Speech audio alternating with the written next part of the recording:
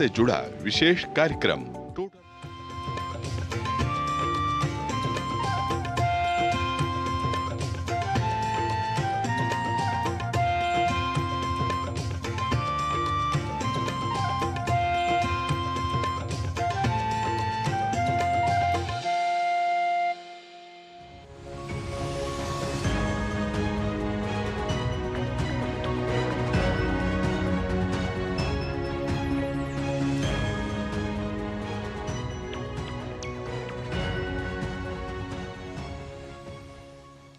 नमस्कार, प्रभात की वेला में आप सभी दर्शकों के लिए मैं नीतीश भारद्वाज उपस्थित हूं हमारे विशेष कार्यक्रम सुप्रभातम के एक और नए अंक के साथ। आज के अंक में बात करेंगे भारतीय ज्ञान परंपरा में महाभारत की जीवन के लिए उपयोगी योग मंत्र, स्वस्थ जीवन शैली का महत्व, बेहतर स्वास्थ्य के लिए प्रभावशाली उपाय, संस्कृत का ज्ञान और साथ ही देखेंगे भारतीय संस्कृति की झलक।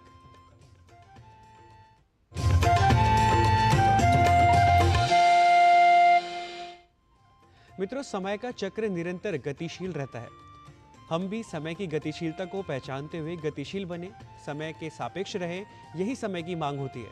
आइए सबसे पहले देख लेते हैं आज का पंचांग और जान लेते हैं आज की तिथि, वार और नक्षत्र।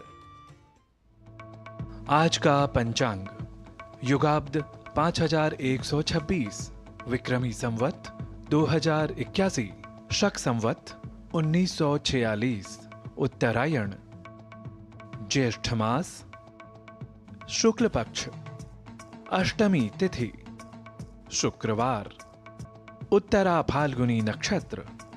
आज का दिन मंगलमय हो। भारतीय ज्ञान परंपरा के अंतर्गत अनेक प्रस्तुतियों के साथ ही महाभारत के विषय वस्तु की संक्षिप्त जानकारी भी हम आपको देते हैं। इस क्रम में पिछले अंक में हमने सौप्तिक पर्व के कौरव सेना का समग्र विनाश, युद्ध नीति में घोर अन्याय तथा उसके दुष्परिणाम के विषय में आपने जाना था। आज महाभारत के स्त्री पर्व पर देखिए हमारी ये विशेष रिपोर्ट।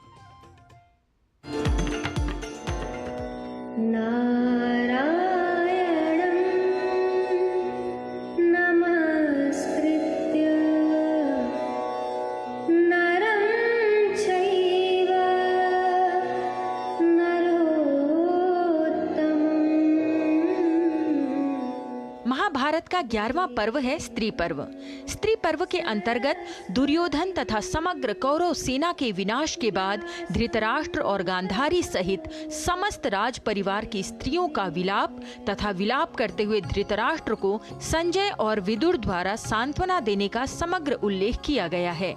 इसके साथ ही मोहवश उचित अनुचित का बोध किए बिना किसी निर्णय के दुष्परिणाम का भी विस्तृत विवेचन किया गया है। दुर्योधन और उसकी सारी सेना का संहार सुनकर पश्चाताप की अग्नि में जल रहे धृतराष्ट्र कहते हैं, न कृतं सुहृदाम वाक्यम जामदग्न्यस्य जलपतः नारदस्य च देवर्षेः कृष्णद्वैपायनस्य च। अर्थात मैंने सुहृदों की बात नहीं मानी। जमदग्नि नंदन परशुराम, देवर्षि नारद तथा श्री कृष्ण द्वैपायन व्यास सबने मुझे हित की बात बताई थी, पर मैंने किसी की नहीं सुनी। श्री कृष्ण ने वैर न बढ़ाने और मेरे पुत्रों को रोकने के लिए कहा था, परंतु तच्च वाक्यम अकृत्वा हम भृशम तप्यामि दुर्मतिः। उनकी बात को न मानकर आज मैं अत्यंत संतप्त हो रहा हूँ। मेरी बुद्धि बिगड़ गई थी।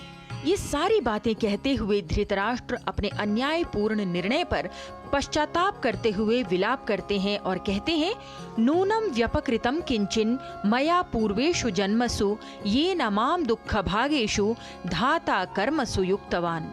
अर्थात हे संजय, अवश्य ही मैंने पूर्व जन्मों में कोई ऐसा महान पाप किया है जिससे विधाता ने मुझे इन दुखमय कर्मों में नियुक्त कर दिया है। साथ ही अन्यायपूर्ण युद्ध का परिणाम सोचते हुए धृतराष्ट्र कहते हैं, बंधु बांधवों के विनाश के कारण समस्त राज परिवार आज शोकाकुल है। मैंने मोहासक्त होकर अन्यायपूर्ण निर्णय किया जिसका असहनीय दुष्परिणाम हो रहा है। उचित अनुचित के परीक्षण किए बिना लिए गए निर्णय के कारण ही कौरवों का संहार हुआ। ऐसी स्थिति में शोकाकुल धृतराष्ट्र के दुख को कम करने हेतु संजय दुर्योधन के अनुचित व्यक्तित्व के बारे में विस्तार से बताते हैं। और कहते हैं कि दुर्योधन के अन्यायपूर्ण व्यवहार में आपने भी उसका साथ दिया।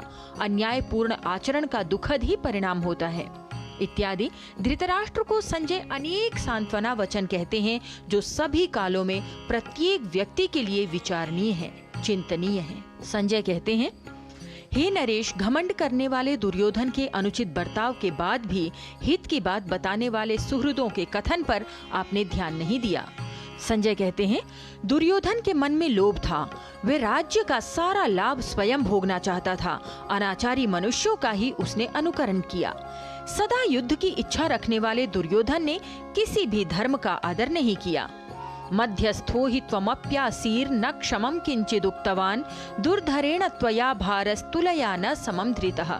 दुर्योधन के अनुचित आचार को देखकर भी आप मात्र मध्यस्थ बनकर बैठे रहे। संजय कहते हैं, उसे कोई उचित सलाह नहीं दी आपने, जबकि आप दुर्धर्ष वीर थे। दुर्योधन आपकी कोई बात टाल नहीं सकता था। आपने दोनों पक्षों की यथायोग्य बात नहीं सुनी। आदावेव मनुष्येण वर्तितव्यम यथा क्षमम यथा नातीतमर्थम वै पश्चात्तापेन युज्यते। संजय धृतराष्ट्र से कहते हैं, मनुष्य को पहले ही यथायोग्य बर्ताव करना चाहिए, जिससे आगे चलकर उसे बीती हुई बात के लिए पश्चाताप न करना पड़े। अर्थात व्यक्ति को सदैव सोच समझकर ही निर्णय लेना चाहिए। अब अन्यायपूर्ण आचार का दुखद परिणाम हम सबको सहन करना पड़ेगा। शोक को भुलाना होगा। नरेश्वर, आपकी आंखों में आंसू अशोभनीय है। विद्वान पुरुष इसकी निंदा करते हैं। शोक के आंसू मनुष्य को निस्संदेह जला देते हैं। अतः आप शोक छोड़िए और बुद्धि के द्वारा अपने मन को स्वयं ही सुस्थिर कीजिए। राजा धृतराष्ट्र के अन्यायपूर्ण निर्णय और परिणाम के फलस्वरूप प्राप्त उनके विलाप को देखते हुए स्त्री पर्व का प्रथम अध्याय व्यक्ति को विचार पूर्वक कार्य करने की शिक्षा देता है। अनुचित कार्य को अनुचित बोलने की हिम्मत देता है, जिससे पश्चाताप न करना पड़े। अनुचित कार्य का परिणाम कभी भी सुखदायक नहीं हो सकता। अतः मोहासक्त होकर नहीं, अपितु सदैव बुद्धिपूर्वक विचार करके ही निर्णय लेना चाहिए।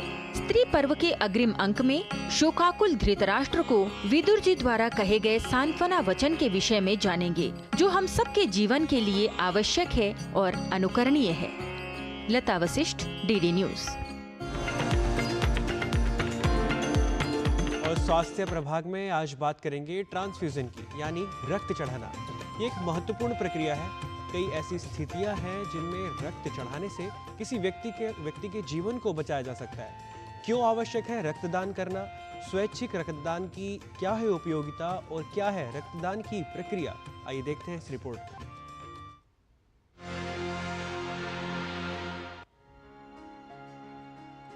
हर वर्ष 14 जून को मनाया जाता है विश्व रक्तदाता दिवस। इसका उद्देश्य है रक्तदान के महत्व के विषय में जानकारी देना और सभी को स्वैच्छिक रक्तदान के लिए जागरूक करना। रक्तदान करना बहुत ही ज़रूरी होता है, क्योंकि आप बड़े अस्पतालों में जाएंगे, कैंसर के पेशेंट होते हैं, ट्रॉमा के पेशेंट होते हैं, जहाँ प्रेगनेंसी लेडीज़ होती हैं, उनको बहुत ज़्यादा रक्त की ज़रूरत होती है। रक्तदान के बाद आपको कोई भी दिक्कत नहीं होती है। अगर आप रक्तदान से पहले 4 घंटे से पहले खाना खा के आएँ, उससे पहले आप अच्छा खासा पानी पिए, तो हम आपसे 350 ml या 450 ml रक्त निकालते हैं, तो उससे आपको कोई दिक्कत नहीं होती। एक नॉर्मल इंसान के शरीर में 5000 से 6000 ml का रक्त होता है, 5 से 6 लीटर का। उसमें से 350 या 450 ml रक्त निकलता है, तो उस पर कोई दिक्कत नहीं होती है। रक्तदान की प्रक्रिया बहुत ही सरल है। हम जब भी आप किसी भी रक्तदान केंद्र में आते हैं, तो हम आपका बेसिक रजिस्ट्रेशन करते हैं। उसके बाद आपकी हेल्थ चेक करते हैं, आपसे कुछ सवाल पूछते हैं, उसके बाद फिर आपसे रक्त लिया जाता है। एक बार जब आप रक्तदान करते हैं, तो उसको दोबारा आपके शरीर में पूरा तरीके से बनने के लिए 3 महीने का समय लगता है एक मेल में, जबकि फीमेल में 4 महीने का समय है। रक्त हमारे शरीर में उपस्थित जीवनदायी तरल पदार्थ है, जो जीवन का आधार है। रक्त मानव शरीर के लिए आवश्यक है। रक्त एक शारीरिक तरल संयोजी ऊतक द्रव है, जो रक्त वाहिनियों के अंदर विभिन्न अंगों में लगातार प्रवाहित होता रहता है। रक्त प्लाज्मा व रक्त कणों से मिलकर बनता है। रक्त कण 3 प्रकार के होते हैं: लाल रक्त कोशिकाएं, श्वेत रक्त कोशिकाएं और प्लेटलेट्स। लाल रक्त कण श्वसन अंगों से ऑक्सीजन लेकर सारे शरीर में पहुंचाती हैं और कार्बन डाइऑक्साइड को शरीर से श्वसन अंगों तक पहुंचाने का कार्य करती हैं। लाल रक्त कोशिकाओं की कमी से व्यक्ति को अनीमिया का खतरा हो जाता है। श्वेत रक्त कोशिकाएं हानिकारक तत्वों व बीमारी पैदा करने वाले रोगाणुओं से शरीर की रक्षा करती हैं। प्लेटलेट्स रक्त वाहिकाओं की सुरक्षा तथा खून बनाने में सहायक होते हैं। कई ऐसी स्थितियां हैं जिनमें रक्त चढ़ाने की आवश्यकता होती है और रक्त चढ़ाकर व्यक्ति के जीवन को बचाया जा सकता है। तो हम किसी भी व्यक्ति से रक्त लेते हैं तो उससे पहले उसकी कुछ जांच करते हैं किसी को चढ़ाने से पहले। सबसे पहले हम उसमें HIV, hepatitis B, hepatitis C, malaria और सिफिलिस, जो कि 5 ज़रूरी जांचें हैं जो रक्त के द्वारा किसी भी पेशेंट में ट्रांसफ्यूज हो सकती है, ट्रांसमिट हो सकती है, तो उसको बचाने के लिए उसकी जांच करते हैं। उसके बाद हम उसका ब्लड ग्रुप करते हैं और जब किसी पेशेंट की हमारे पास रिक्वेस्ट आती है कि उसको ब्लड की रिक्वायरमेंट है, तो उससे पहले हम जो आपने रक्त दिया है और पेशेंट का जो रक्त है दोनों को मैच करके देखते हैं। जब पूरी तरह से मैच होता है तभी हम पेशेंट को इश्यू करते हैं और ट्रांसफ्यूज करते हैं। दुर्घटनाग्रस्त व्यक्ति, पीड़ित, अविकसित बच्चे, जटिल ऑपरेशन से गुजर रहे रोगी में रक्त चढ़ाने की आवश्यकता पड़ती है। थैलेसीमिया, सिकल सेल डिजीज और हीमोफीलिया जैसी बीमारियों में जीवन भर नियमित रूप से रक्त चढ़ाना पड़ता है। रक्तदान एक सरल प्रक्रिया है जिसमें लगभग 20 मिनट का समय लगता है। इस प्रक्रिया के दौरान रक्तदाता को किसी प्रकार की समस्या या तकलीफ नहीं होती। वो आधे घंटे में ही घर जा सकता है। रक्तदान कोई भी व्यक्ति कर सकता है जिसकी उम्र 18 साल से ऊपर है और 65 साल से कम है। रक्तदान से पहले आपको यही ध्यान रखना है कि आपने कुछ खाना खाया हो और पानी अच्छे से पिया हो। अगर आपको कोई लंबी बीमारी चल रही है, जैसे दिल की बीमारी है या दिमाग की बीमारी है, या आपको कोई कैंसर है, कोई हार्ट अटैक पहले आया हो, तो आप नहीं कर सकते हैं। लेकिन अगर आप पूरी तरह से स्वस्थ हैं या आपको कोई डायबिटीज़ या हाइपरटेंशन है लेकिन आप दवाइयों के बेसिस पे वो कंट्रोल्ड है, कोई इंसुलिन नहीं ले रहे हैं, तो आप उसमें रक्तदान कर सकते हैं। आप आगे आइए, वॉलंटरी स्वेच्छित रक्तदान करिए।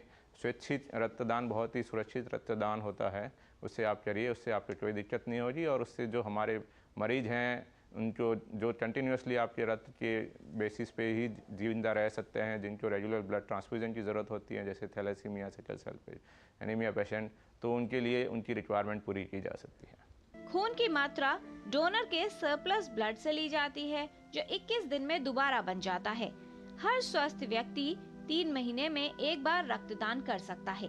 1 यूनिट रक्त में 4 लोगों की जिंदगियों को बचाया जा सकता है। आपके द्वारा किया गया रक्तदान कई जिंदगियों को बचा सकता है। रक्तदान अवश्य करें। किरण भारद्वाज, डीडी न्यूज।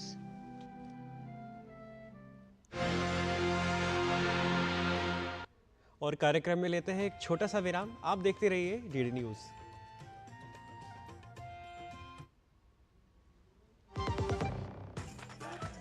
मैं क्या जी, सब जानते हैं, जहां दिखे मारियो, अपना समझ के खा लियो। स्वाद से सबको दीवाना कर दे, दीवाना कर दे। पता का चाय, गजब का स्वाद। डॉक्टर ऑर्थो ऑयल के रेगुलर मसाज से जॉइंट हेल्थी रहते हैं। और अगर प्रॉब्लम बहुत पुरानी है तो डॉक्टर ऑर्थो कैप्सूल्स साथ लेना ना भूलें। अब दर्द भी घुटने टेकेगा। Curiosity can take you to some out of the world places. Took me to the moon today. Curious about this place? Scan this QR code before I take it off with my Seat tires. Seat, crafted for the curious. और break के बाद आप सभी का पुनः स्वागत है और अब समय है योग का।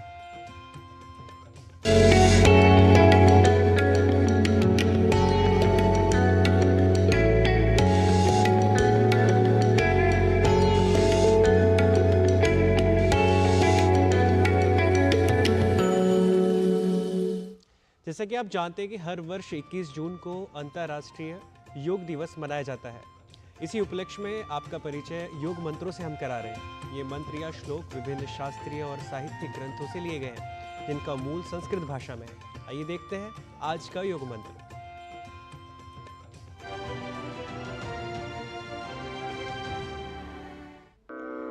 अनन्याश्चिन्तयन्तो मां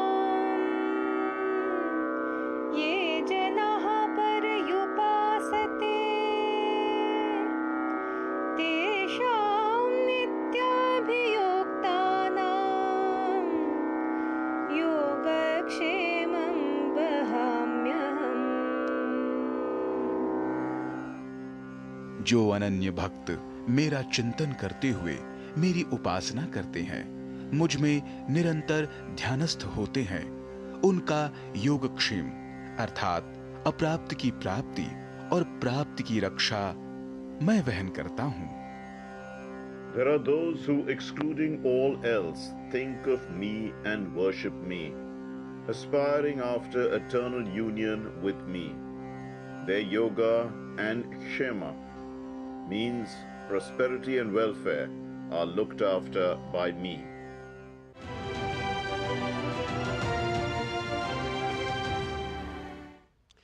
इस अंतर्राष्ट्रीय योग दिवस पर स्वयं को और समाज को योग के प्रति जागरूक करने के लिए दूरदर्शन भी कटिबद्ध है। योग मंत्र के बाद अब समय है कुछ यौगिक क्रियाएं सीखने का। आइए जानते हैं हाइपोथायराइडिज्म की समस्या को ठीक करने के लिए क्या है योग सूत्र।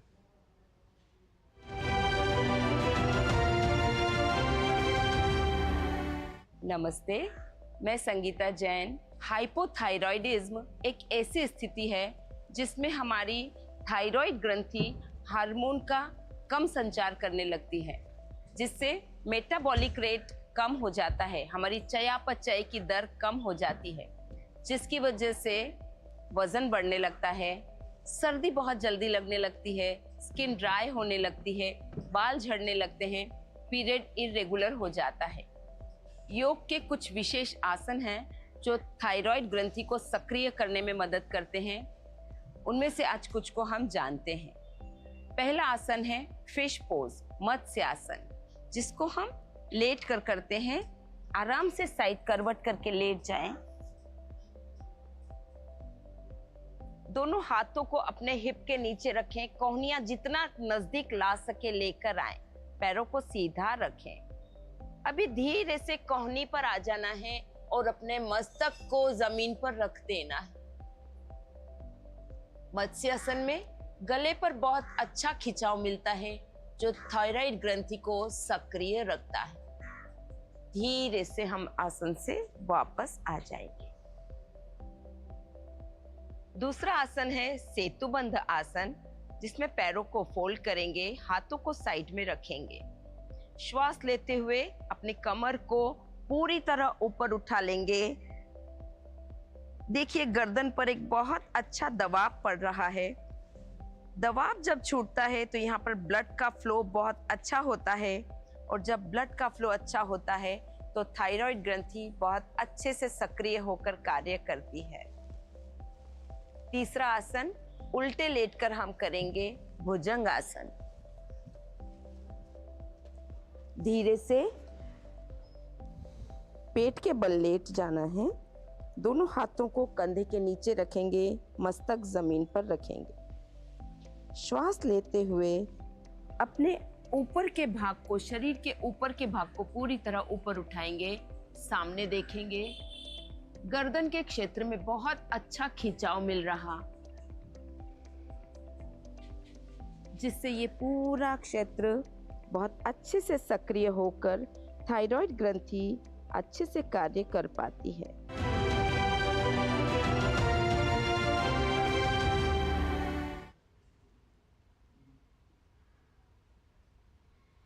मित्रों, संस्कृत भारतीय ज्ञान परंपरा को समझने के लिए प्रमुख भाषाओं में से एक है।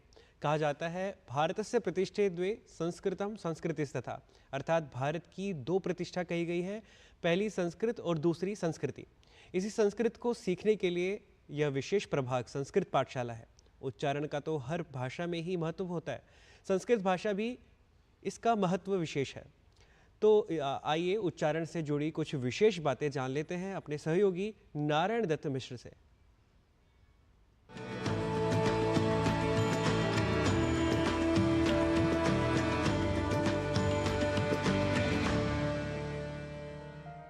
दर्शकाः संस्कृतपाठशालायां स्वागतमस्तु सर्वेषाम्। अहं सर्वेभ्यः नमो नमः इति वदामि।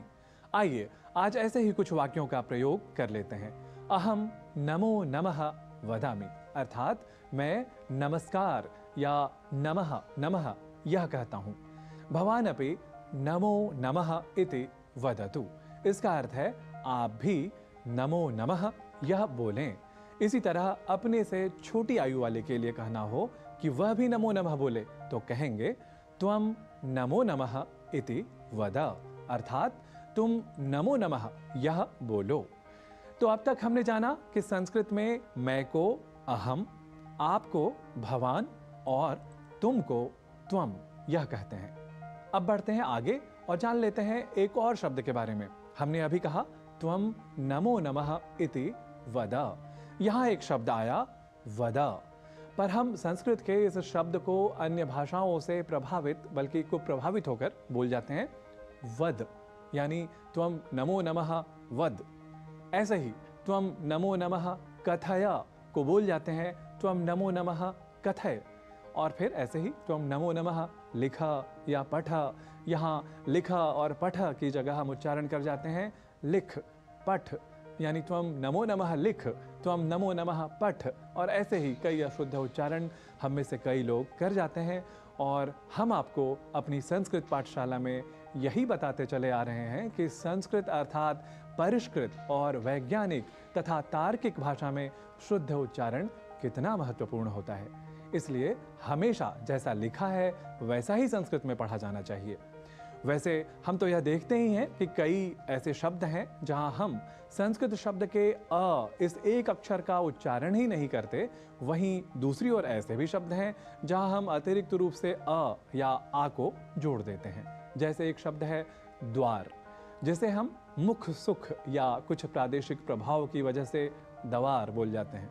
वस्तुतः द्वार के द के बाद हम अतिरिक्त रूप से अ अक्षर जोड़ लेते हैं। ऐसे ही अतिरिक्त रूप से आ अक्षर भी हम जोड़ लेते हैं। जैसे अत्यधिक बोलना हो तो हम कहते हैं अत्याधिक, और हमें यह लगता है कि यही सर्वथा शुद्ध है, यही अधिक संस्कृत रूप है, जबकि ऐसा नहीं है। ठीक इसी तरह से एक शब्द है अनधिकृत, और हम कई बार बोलते हैं और कई बार ऐसा लिखा हुआ भी पाते हैं अनाधिकृत, अनाधिकृत प्रवेश वर्जित है। तो इस तरह से कुछ अशुद्धियां होती हैं, जबकि होना चाहिए इसे अनधिकृत। ऐसे ही कई उदाहरण हैं जहां हमें रखना चाहिए उच्चारण का विशेष ध्यान। यूं कहें कि संस्कृत या संस्कृत निष्ठ शब्दों का हम करते रहें सावधान और सब प्रावधान शुद्ध उच्चारण। यही है संस्कृत पाठशाला का विश्लेषणात्मक संज्ञान। तावत् पुनर्मिलामः उच्चारण शिक्षायाः अभिनव कक्षायां। नमो नमः।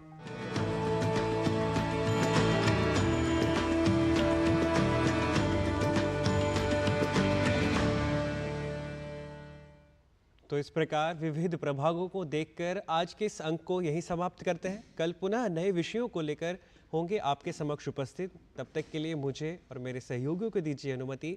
नमस्कार।